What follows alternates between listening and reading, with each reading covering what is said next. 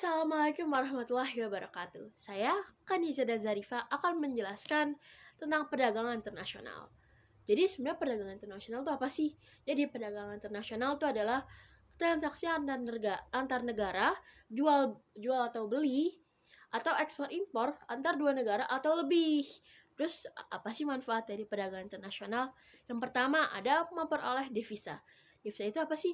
Devisa itu adalah pendapatan hasil dari ekspor impor yang masuk ke dalam perekonomian dan masuk dalam pendapatan negara. Terus yang kedua, memperluas kesempatan kerja.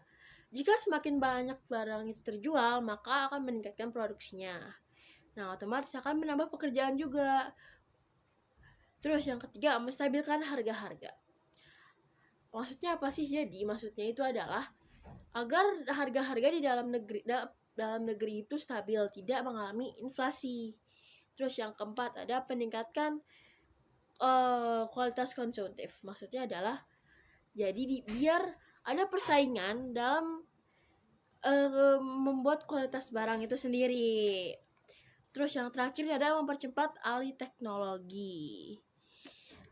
Karena kita semakin berkembang nih, nah untuk memproduksinya itu kita perlu orang-orang yang mengerti tentang perkembangan teknologi. Oke, selanjutnya tuh ada faktor pendorong dan faktor penghambat perdagangan internasional. Terus kita dari faktor pendorong dulu kali ya. Jadi pertama itu ada perbedaan sumber daya alam. Kan setiap negara itu punya sumber daya yang berbeda-beda. Nah, pastinya itu mereka itu pasti saling akan adaannya tuh jual beli dalam memenuhi kebutuhannya. Terus yang kedua ada selera. Maksudnya selera itu apa? Jadi selera itu biasanya berkaitan dengan kebutuhan pokok di sana. Atau juga emang kebutuhan yang mereka butuhin tapi gak ada di sana, gak tersedia gitu. Terus yang ketiga ada penghematan biaya produksi atau efisiensi. Ini tuh biasanya suatu negara itu beli bahan bakunya aja dan diolah kembali di negaranya dan menghasilkan barang jadi. Terus yang keempat ada perbedaan teknologi. Karena teknologi itu berbeda-beda. Ada beberapa negara yang udah maju dan ada juga negara yang masih tradisional atau masih mempertahankan ketradisionalnya itu. Terus yang kedua itu ada faktor penghambatnya. Jadi faktor pertama itu ada tidak amannya suatu negara. Maksudnya apa sih? Jadi maksudnya itu adalah jika negara ini ingin bertransaksi tapi negara ini sedang berkonflik dengan negara lain atau sedang negara itu tidak dalam status aman. Terus yang kedua kebijakan ekonomi kebijakan internasional ya. Jadi kebijakan internasional itu adalah jadi setiap negara itu punya kebijakan masing-masing.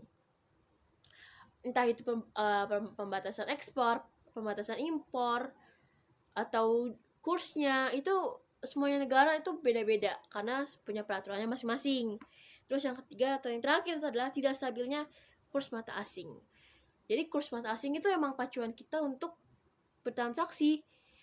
Awalnya itu kita harus melihat kursnya dulu untuk bertransaksi. Kayak gitu. Itulah kenapa kadang itu jadi faktor penghambat ya untuk suatu negara. Ternyata di perdagangan internasional itu juga ada teorinya loh. Ada 2 teori. Jadi ada teori dari Adam Smith dan David Ricardo. Kalau dari Adam Smith itu adalah Absolute Advantage Theory atau teori keunggulan mutlak. Jadi maksudnya itu adalah dua negara ini punya passion yang sama atau punya apa yang diproduksinya itu sama. Tapi dua negara ini tuh punya keunggulannya masing-masing. Misal kayak Jepang dan Indonesia. Jepang itu memproduksi kursi rotan. Indonesia juga dan kalkulator. Tapi Jepang itu lebih berkompeten dalam memproduksi kursi rotan dan Indonesia lebih berkompeten dalam memproduksi kalkulator. Itulah yang disebut dengan teori keunggulan mutlak. Jadi dua negara yang mempunyai produksi yang sama tapi memiliki keunggulan masing-masing gitu.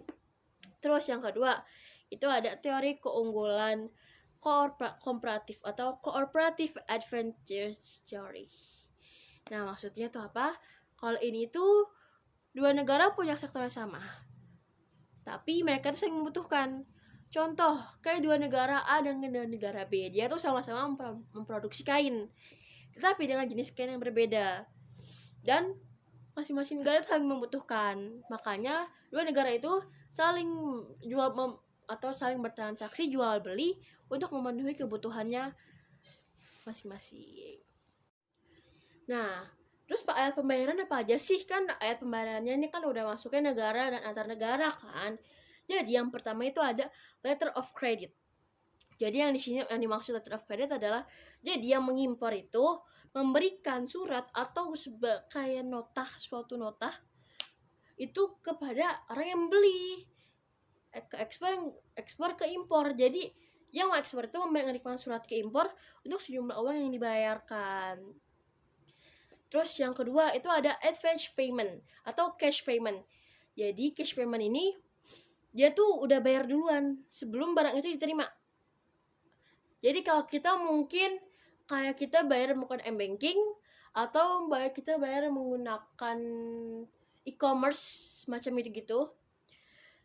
Kayak jadi kan kita pesen barang dulu nih, kita bayar, tapi barang itu belum nyampe ke kita, kayak gitu. Terus yang ketiga itu ada open account. Open account ini kayak sistem COD. Jadi kita bayarnya itu saat kita udah terima. Jadi kita pesen barang, tapi barang itu udah tangan kita dulu, udah kita pegang barangnya, baru kita bayar, kayak gitu. Terus kalau keempat itu ada commercial bills of exchange atau kita sebutnya wesel. Jadi wesel itu adalah surat atau nota gitu yang dikeluarin dari eksportir ke importir dengan udah ada jatuh temponya. Jadi ibaratnya tuh udah ada maksimal pembayarannya tanggal segini, kayak gitu. Terus yang kelima tuh ada collection. Collection itu adalah penagihan. Mungkin yang kita tahu itu kayak kita naruh surat gitu di bank atau suatu lembaga yang resmi. Nah, itu aja bisa ditagih. Mau di kapan ambilnya, kayak gitu. Terus terakhir nih dari alat pembayaran itu ada namanya konsinyasi. Konsinyasi itu apa sih? Jadi, eksportir itu kan mengirimkan barang nih ke importir. Dan itu kan langsung dibayar, tapi dijual dulu. Jadi pembayaran itu setelah barang itu laku. Kayak gitu. Jadi kalau kita tahu tuh kayak ada yang suka nitipin makanan di kantin. Misalkan ibu ini jualan, terus jadi ibu kantin.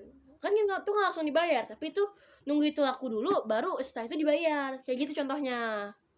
Oke, next itu ada neraca perdagangan. Sebenarnya neraca perdagangan itu apa sih? Jadi, neraca perdagangan itu adalah pencatatan dari transaksi jual maupun beli.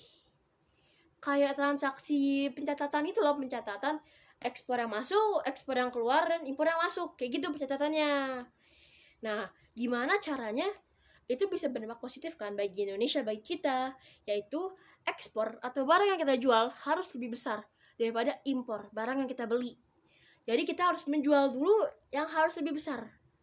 Jadi yang lebih besar itu menjual, dan yang lebih kecil itu membeli. Agar perekonomian kita itu juga berdampak positif. Enggak ada namanya defisit, nggak ada namanya kerugian ya kita untung atau surplus.